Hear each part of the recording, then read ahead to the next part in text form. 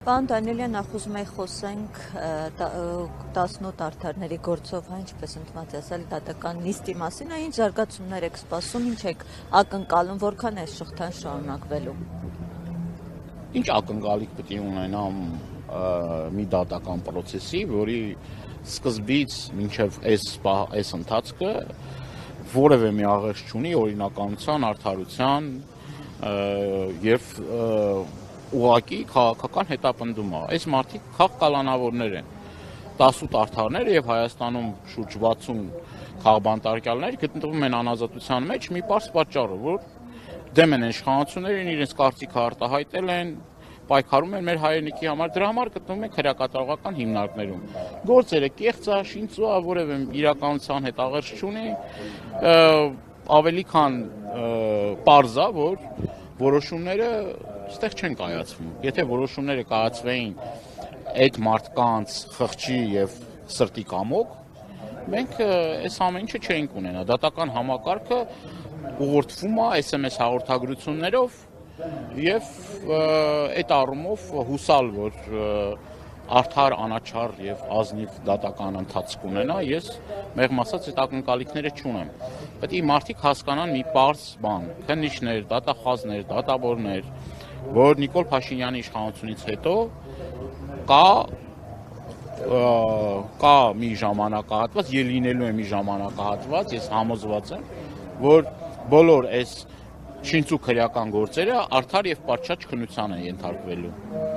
Պարոն Դանիելյան, եթե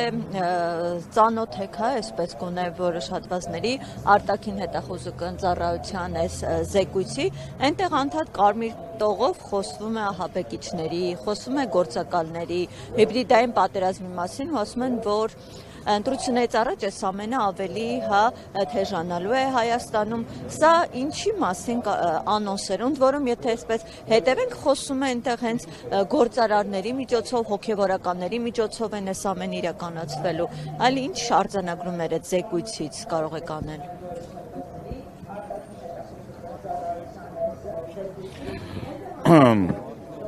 Նախ ուզում եմ ձեզ տեղեկացնել, որ հիբրիդային պատերազմը հնարվել է եւ հորինվել է իշխանությունների կողմից, որպեսզի ընդդիմախոսներին, այլախոհներին լռեցնեն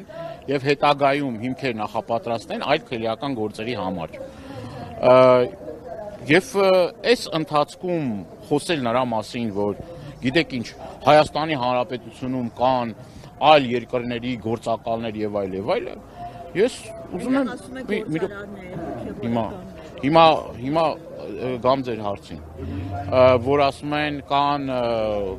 հոգևորականներ, կան գործարար, կամ հոգևորականը, կամ գործարարը, կամ այլ անձիկ իրավունք ունեն կարծիք արտահայտելու որոշակի պրոցեսներին նաև իրենց գնահատականը տալու։ Այս երկրի քաղաքացիներ են, չէ՞։ Այս երկրի քաղաքացիներ են։ Մարդիկ ուղիղ հայտարարություն են անում, որ մեր երկրի արտաքին հետախուզական ծառայությունը դա ստեղծվել է Ամերիկայի Միացյալ Նահանգների եւ Անգլիայի կողմից, միութի կողմից ստեղծվել է Հայաստանի հատուկ ծառայությունները, Հայաստանի Հանրապետության արտաքին հետախուզական ծառայությունը ստեղծվել է։ Ազգային ժողովից ես այդ հարցը բարձրացնում եմ, ասեմ ոնց կլինի մի երկրի արտաքին հետախուզական ծառայություն հայտարարություն հնչում, որևէ մի արձագանք, որևէ մի խոսք, որևէ մի բան չկա դրա մասին։ Այսինքն իրենց շրջանակների մարդիկ են ասում, որ ծառայությունները ստեղծվել է նման կերպ։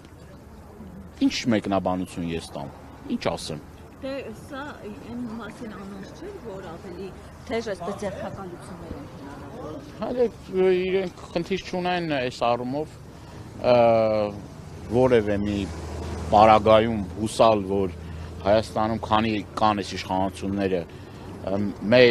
մենք կարող ենք ազատ կամարտահայտման հնարավորություն ունենալ եւ մարդիկ անկաշկանդ մասնակցեն քաղաքական պրոցեսներին, լուրջ չի։